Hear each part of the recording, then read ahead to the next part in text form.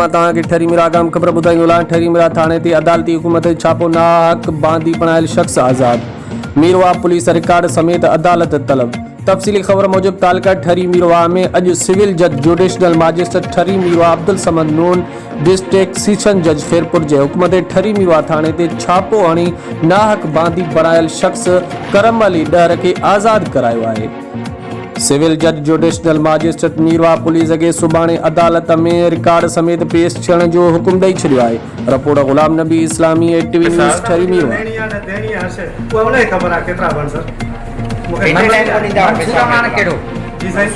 कितने टाइम होने पैसा ॾींदा એવું નહીં ખબર આવી મને સર। अच्छा जी हाँ ठीक केड़ो मंसूर अवान जी सर।